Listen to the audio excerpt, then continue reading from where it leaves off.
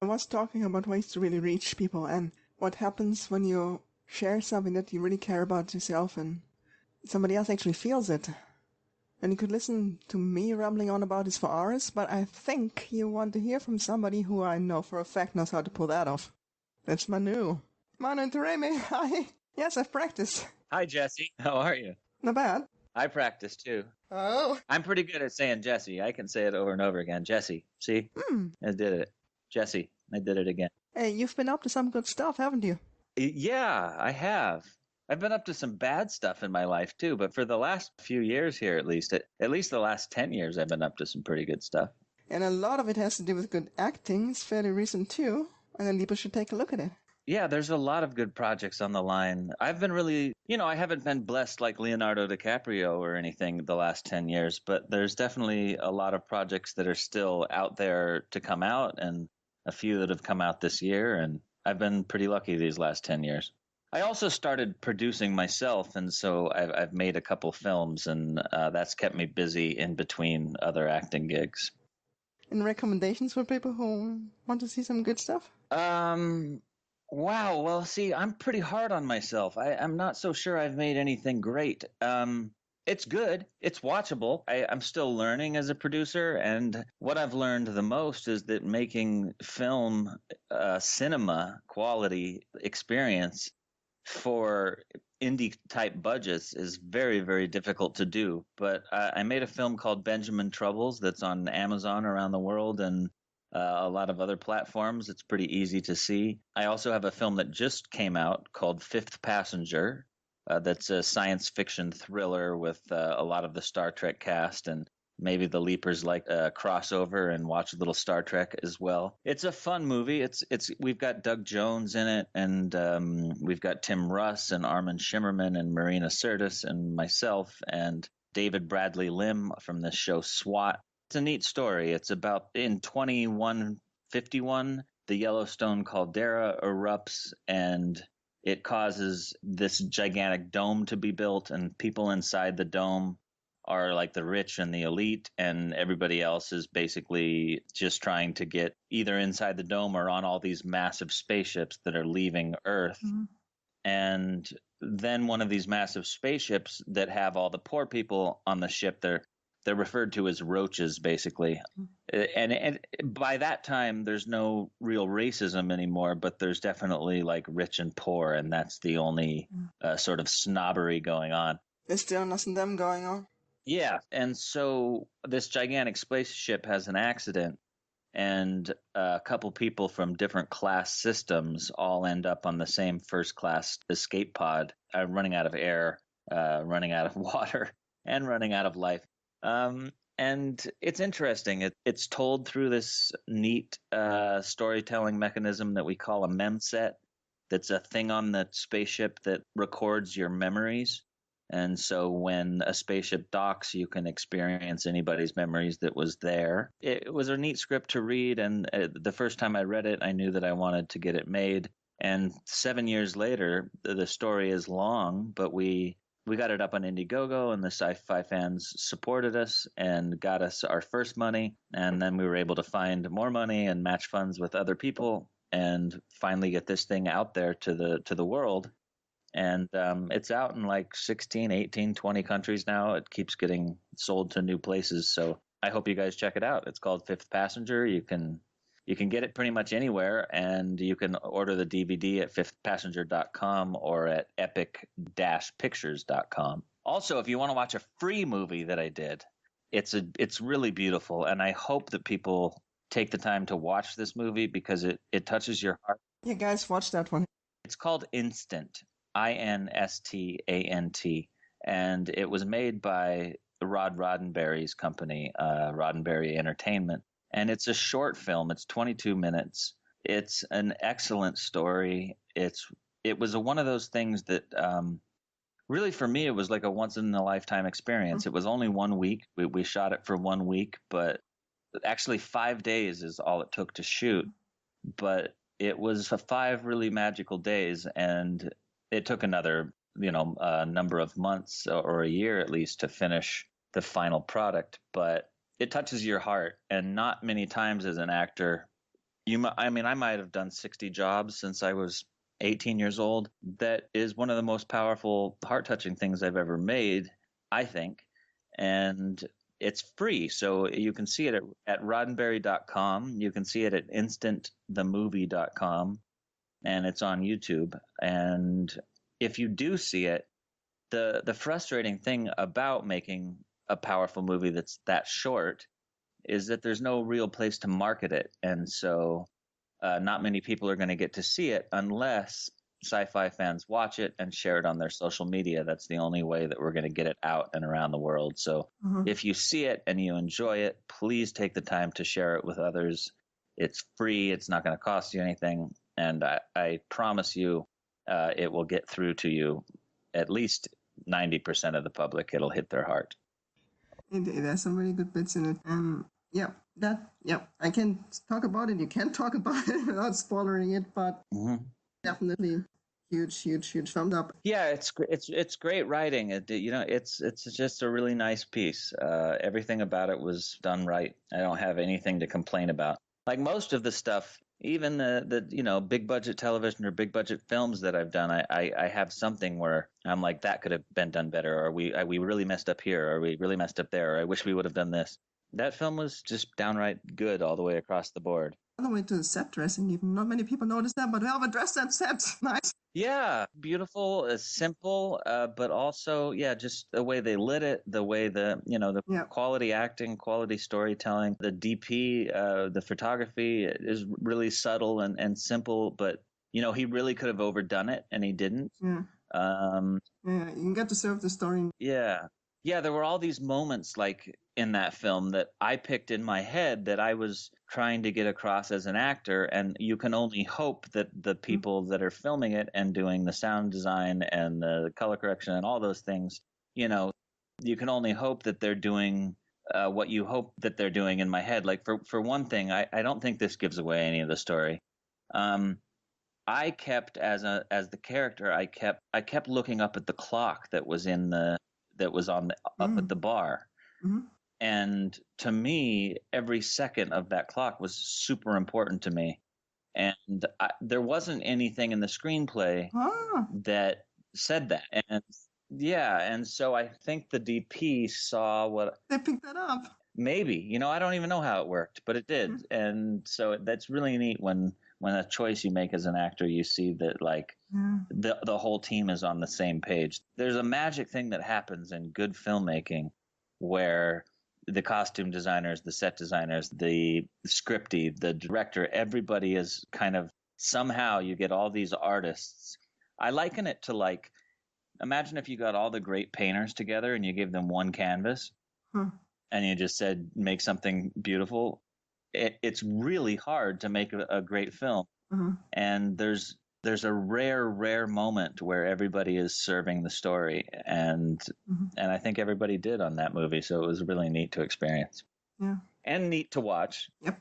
And free. It's free. And free. It's absolutely worth your 22 minutes. I've had a lot of people that have seen it that have shared their experience with how it touched them emotionally, and there's nothing you can ask for as an actor but that. Yes. And not many people have seen it yet. So if you watch Instant, please share and get it out there so that more people can have that experience. And just a little bit back to First Passenger. Mm-hmm. You know what I'm talking about when I say about midpoint for your character? And there were two strong bits there, but one was just so cool. Oh, yeah. Yeah, that nice. And that was, by all accounts, I will admit, and it will actually ruin it for you, so I won't admit it. Never mind. That's okay. You had something else working for you there? Something like that? Yeah, something very lucky happened to make that scene work. Well, when we did that moment, we weren't lit in the two-shot very well. Uh-huh. And we didn't take the time. I don't think we took the time because we were really rushed. We were shooting 7 to 11 to sometimes even 13 pages a day in that film. And I'm not certain we ever got the close-up of that moment. And I think Scotty, the director, was scrolling through footage of me in the mask and found a moment where I was just staring and the eyes did the right thing. And yeah, I think he found that in like another take right around there somewhere. And it happened to work. And I'm thankful for that. Don't dismiss that, because Yeah. there was lack of control, and something more true may have just been there without even knowing. Mm-hmm. I was really concerned about that moment. Movies in general, especially when you're trying to make people feel something, there's this sense of cliche about it. Oh, this moment has been played so many times. Oh, God, let's not overdo this. And there's this fear that I think all actors experience, and I think all artists experience when you're trying to make people feel something through art, because you have this self-doubt and those kind of things. Oh, yeah. Yeah, it sneaks in, and you have to push past that to the point where you make it so cliche that it's real, because life is a cliche, like love is a cliche, like all the heavy duty feelings we experience, we convince ourselves to feel, and it's beautiful when we do it. And so I think this is kind of the same thing in film. You have to make it so cliche that it works. I mean, it can't ever be the same thing, because every moment is different. Yeah. Person is different, so even if it's the same theme, where it comes from, the whole construct, the whole human soul being the actor and the whole work behind it, it'll always be different. Yeah, it's true. All feelings in general are relative. I found that out the other day when I was doing some comedy. I was on stage saying just free form, off the cuff, open mic stuff. And I said a joke that my whole life I thought was really funny for a lot of my life, and then I realized that it wasn't, and I thought that it was really stupid, and that it was kind of an arrogant, dumb, sort of ignorant type of comedy. And then when I said it, I found out that about a third of the room found it hilarious. And I didn't find it funny anymore. I found it to be almost offensive. Funny is a relative thing, you can really offend people with funny sometimes. It's difficult. Yeah, emotions of all kinds. Like, I'm sure there are people that watched that moment that you're speaking of in Fifth Passenger, and their reaction was like, "Oh man, whatever," So I'm glad that it touched you, and I hope it touches other people too. That movie's like it's a popcorn movie. It's got a neat question beneath the surface of it all, and I think in the long run, it's got something to say. But at the same time, we were just having fun in space with an alien. But yeah, I hope people enjoy it. I think they do, yeah. Let's not complain about some people coming in pre-primed and getting, for some reason, nothing out of it, Yeah. Getting all these funny critiques. Yeah, how weird is that, though? That experience. Like, I have it all the time. People will tell me that a movie's horrible, and then you'll go around in society, and a movie will be out for like 3 or 4 weeks, and you'll hear from everybody, "Oh my God, don't see that. I walked out of the theater. It was awful." And so you have that preconceived notion of like, "Oh, this is going to be terrible," but you watch it anyway, and then you find it phenomenal because you've gone in with these low expectations. And then the other thing is you can have these huge expectations that like, "Oh, I can't wait to see this. It's going to be fantastic. I've been waiting so long." And then it doesn't live up to those expectations. And it's really funny how all those variables come into how much you experience a piece of art. Maybe not only the artists have to be in the moment, but the audience too. Take it for what it is. Yeah, for sure. Yeah. I think the people that don't enjoy Fifth Passenger go into it thinking, "Hey, it's got these big actors in it. They must have had a ton of money." Doug Jones' last film just won an Oscar. I can't wait to see more. And then they don't realize that they're watching a very low budget indie film that had a lot of heart and soul and passion to even get it on the screen and get it out there. And so I think people that know that it was like barely made with sweat, blood, and tears, I think those people probably enjoy it more than the people that think, "Oh, here's another blockbuster," Yeah. By the way, how do you say Morgan Le Ray's name? It's like that? Exactly like you just said it. Yeah. People listening to my stuff might know that, but I'm a very tough crowd. Of course, she co-wrote it, right? Yeah, she did. She owned every moment of that reality. I did not see the story of the actor. That's great. I see two stories normally, Yeah, she doesn't take any in real life either. She's a tough girl. She is definitely all about. She stands up for what she believes in, hands down, and that character also embodied that sort of thing. Yeah. Yeah, she did a great job, and she also did a great job producing and writing and getting that film in a place where people can see it. You know, she by sheer force of will. That's usually how all movies get there by the stubborn determination to make it happen. Making it happen despite everything going wrong. Yeah, absolutely. We're going to go forward until we get this thing finished, no matter what. I was really impressed. Unless you really, really want to see, what did you say, Avatar or something, but Yeah. they're a good story, guys. Might not be everybody's taste mind here, so maybe check first what the genre is. Yeah, it's definitely a sci-fi thriller, sci-fi horror. More of a thriller, I think, than a horror film. But you said Avatar, and I recently went to Disney World and rode the Avatar VR ride called Rite of Passage. Oh? And oh my God. I mean, talk about next generation of ride. That ride is it gives you a glimpse into what people are going to be experiencing at amusement parks over the next 50 to 100 years, because you're on that thing. You are flying that frickin' dragon in Avatar land, and it is absolutely amazing. Ooh.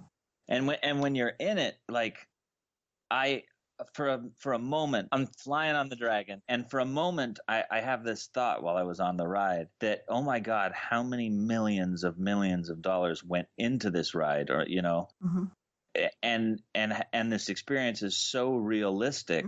How did they do this?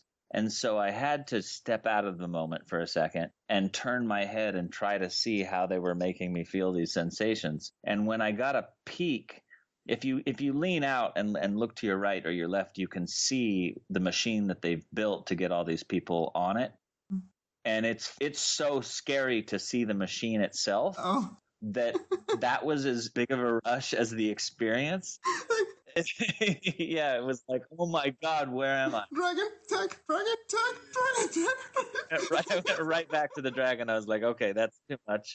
Dragon 1, okay. No way we're all here experiencing the same thing. Yeah, it's amazing. So if you happen to be in Florida, go take the ride, because it is absolutely worth it. That ride is phenomenal. I mean, I literally got off it and I was high. I was like, for at least 3 hours, I was speaking to other human beings like I never did, strangers, etc. Like, it was awe-inspiring. It was really neat. It's an ICU machine. I like it. Yeah, it is. I mean, because afterwards we're sitting in the stupid little trolley that everybody has to sit in to go back to their cars. Actually, I don't know, but I take your word for it. Okay, well, if you go to like the Disneyland or the big amusement parks, there's like a big long trolley that usually takes people from the parking lot to the park. And a lot of times you're in there and you're squashed up against a bunch of other people that are all stuffed in there, and you don't know them, and it's kind of uncomfortable. But after that ride, I was looking everybody in the eyes, and I was just truly alive. And most of them who had been to the park had just had that experience too. So we all started talking about it. Awesome. And yeah, it was very ICU moment, no doubt. And that's a lot of money put to good use. Yeah, I love movies that do that too, What a rush it is when you get to go to the theater and you go in there depressed, and then you walk out with an understanding of humanity that you didn't have before that experience, and it makes you feel more connected to your, the other people right next to you. That doesn't happen very often, but when it does, it is an amazing thing. That's why I do what I do, just to hopefully be a part of one, if not more, things like that. Well, let's talk more about projects, because you are doing something else really, really, really, really cool, which other people could also help out with.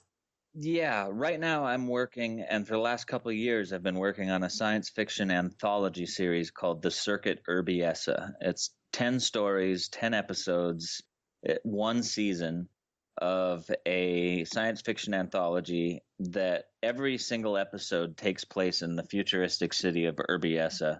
And each different episode takes place in a different year of the building of this city. And so it's mega big as far as our hopes and dreams of getting it funded. And right now we're doing the pilot episode, and we started with a Kickstarter. I put a bunch of great actor friends of mine together who bought into the dream of making this thing happen. Mm-hmm. We wanted to make a sci-fi anthology series where each story stands alone, but it's all in the same universe. And each story is a different subgenre of sci-fi. So you get like one sci-fi thriller, one sci-fi comedy, one sci-fi romance. And we wanted to try to stay on the positive side of sci-fi. Like there's so much dystopian science fiction, and we wanted to do more stuff on the fun side, the Twilight Zone-y, Steven Spielberg's amazing stories. It's not going to be like anything else you've seen. I'm really taking a shot at making something original and new and strange, and it could all fall flat on its face, but I don't think so. We were able to raise $100,000 on Kickstarter. We have actors from Game of Thrones and Star Wars and Star Trek. Lots of them. If you want to look into the project, go to The Circuit Film. The circuit, like a circuit that you would plug into in the tech world, thecircuitfilm.com. And we always need donations, but we also wanted this project to be something that people could take part in. And so we're always, if you want to talk to me directly, if you're interested in investing, of course, we always need money. But if you're interested in taking part creatively, send me an email to Manu Intiraymi at thecircuitfilm.com and tell me how you would like to pitch in. Of course, go look at the website, go look at the actors, go look at the people involved. But actually going to the Kickstarter page and just typing in the Circuit Urbiessa, you can see more information about what the show's about, what we're trying to accomplish. And, we've had a couple of investors come in lately. We have a bunch of scripts that we want to make, but we have a great pilot screenplay to start the thing off. And we're about to pull the pre-production lever, but we're really dreaming of doing this with a bigger budget than I've had in the past. And so I'm asking people if they have $1 to pitch in, or if they want to actually partner up and become a part of this thing as a creative person or as a money person or as both. Please reach out to me. Is there a list somewhere? I mean, is there somewhere online where people can go like, look, this is needed? Oh, well, that's the thing. Like if you're an artist and you're a creative artist, we need you. Bottom line, there's a lot of composers that have been reaching out. There's a lot of digital effects artists that have been reaching out. But if, people that do makeup, if you design costumes, if you are a sketch artist, we want to storyboard every last shot of this thing. So we need people that are creative enough that I can describe, or my DP can describe the shot. And if you want to just lean in and throw some of your art into the mix, you want to volunteer on set, you happen to be in Los Angeles when we're shooting, you want to be a PA and just run around and do gopher things and help this project get done. It's definitely another blood, sweat, and tears Manu Intiraymi project, but at the same time, some people have come in and given us some money. So money doesn't solve everything, but it's definitely the most helpful in getting things accomplished. If you only have the time to do one sketch, we want you to reach out. That makes a difference. Yeah, and absolutely we'll give you credit for it. At the very least, we can say, hey, this person did this art and get you in the credits. And we're definitely just looking for creative people that love science fiction, that want to do something positive. And we're looking for screenplay writers that write short screenplays. We're looking for like 25 to 40 pages maximum. We want to keep it short because I want to keep the budget that we have. I'm looking for quality versus quantity this time. Short screenplays are always welcome, and we want this project to be a series, so I'm in it for the long haul. Yeah, I was wanting to ask him, is this like a kind of a series one out of more, I take it?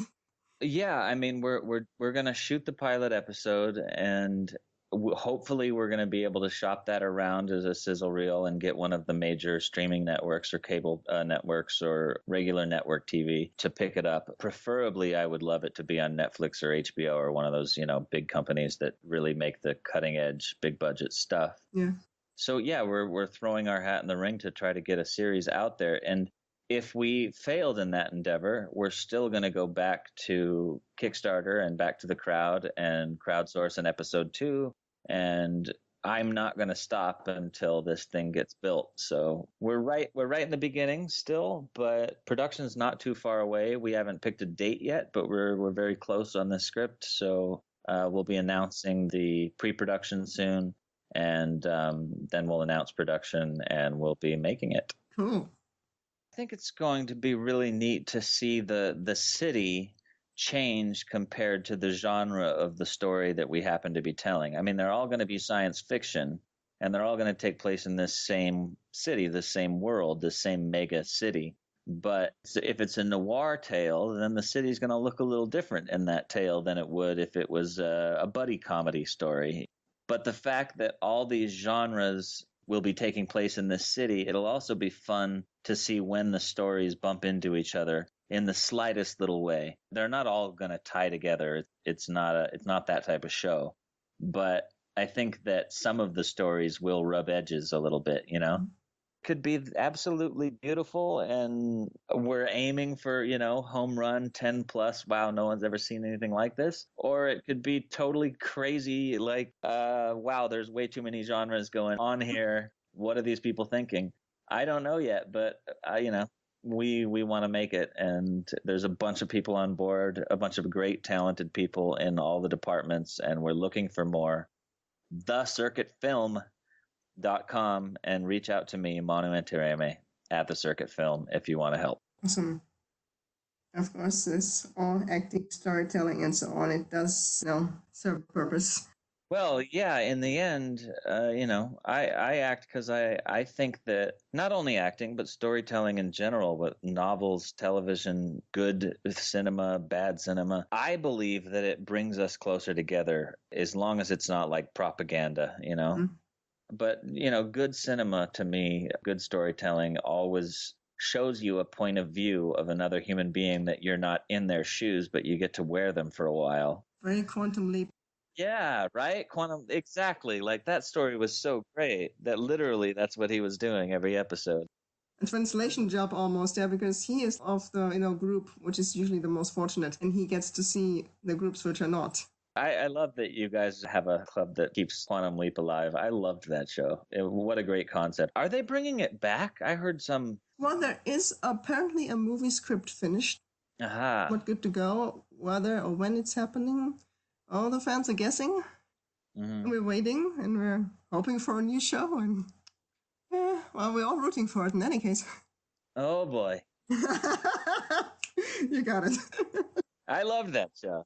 The Circuit is in a way, it's not Quantum Leap, but it's in a way that same like different story every time, different character, different thing that you get to see, but all in the same fun city. And who knows, maybe Bakula will join us at some point. We do have a lot of Star Trek actors on board, and I love Scott Bakula. I think he's a fantastic actor. That's the strangest thing, because I was, on Voyager for 2 years, and I did a lot of personal appearances for Star Trek, and I've gotten to meet almost everybody from every cast along the way, but I never did get a chance to meet Scott Bakula. Wow.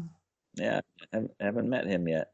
I even went to the set one day because, Enterprise was on right after Voyager, and so I still kind of had come and go privileges, but he wasn't there that day. Oh. Yeah. I thought it would have been there almost every day. Yeah, I know. And then, if I can just spout a couple of more projects, I'm in a film. I'm not in it a lot, but there's a great film called We Are Boats coming out soon that my friend James Bird is making. Keep an eye out on this guy, because you should actually watch his other films. He made a film called Honey Glue, that is just beautiful, really, really beautiful original film that's absolutely worth seeing. And his first film that he directed, called Eat Spirit Eat, is also pretty neat. The spirit behind it is addictive in the way that it's just so childlike and creative. And I think he's going to be a big filmmaker, and I have a little cameo in his upcoming picture. We Are Boats. Okay, guys, you got a good list. You got homework. Yeah. Got an end question for you. What do you think? So you could play any character at all, ever. Can be from a show, can be from a novel, can be anything, can be abstract, could be the wind, anything. Which one would you like? You know how hard that question is to answer? Uh-huh. I've had that question asked, I don't know how many times. I probably have lost count by now. I've answered it poorly, probably like 20 times out of 20. There was one time when I answered it and I was like, yeah, that would really be a great role, but I forgot what the heck it was. One wonderful opportunity to just pick anyone. It doesn't have to be perfect. Yeah, any role. Um, I suppose I have to answer it more than once. If it was like a comic booky movie, I want to play the Joker. I want a chance to play the Joker. I think that would be really, really neat. And then if it was like a historical drama, I've always wanted to see a movie about the real life of Edward Albee. Oh God, who am I thinking? I'm not thinking of Edward Albee. I don't know why that came out of my mouth. Edward Albee did the Zoo Story. Have you ever seen the Zoo Story? No. Okay, hold on.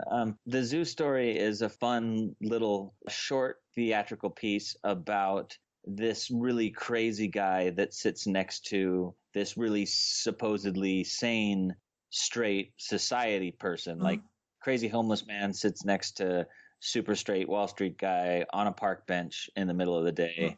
And it's just a scene between them and it ends in a really wild way. But I don't think I'm talking about Samuel Beckett.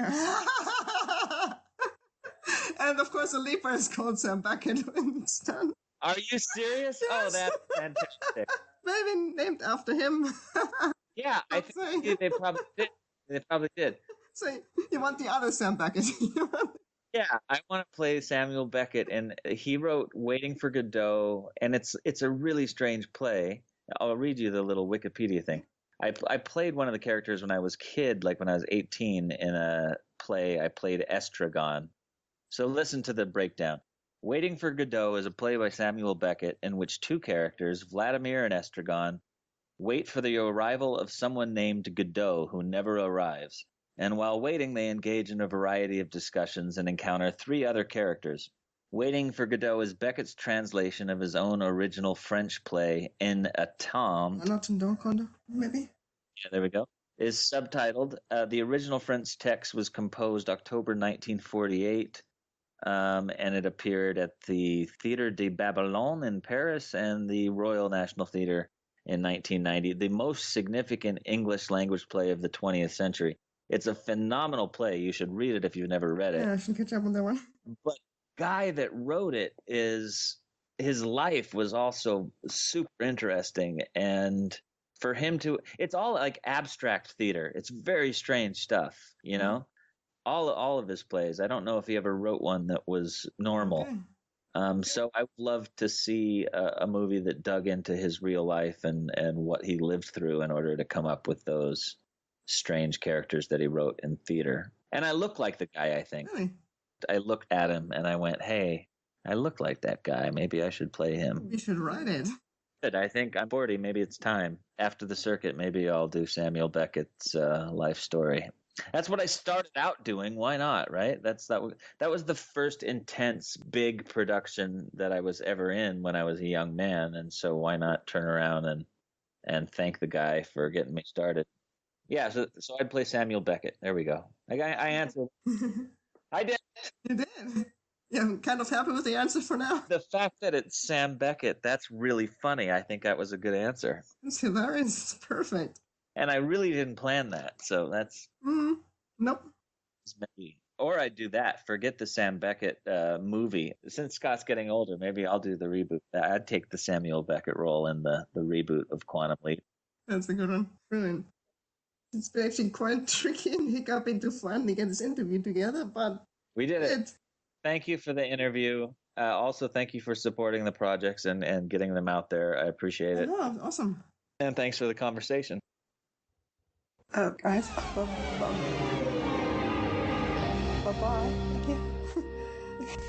Hey, guys, did anybody else see that? I think there's something he didn't tell us.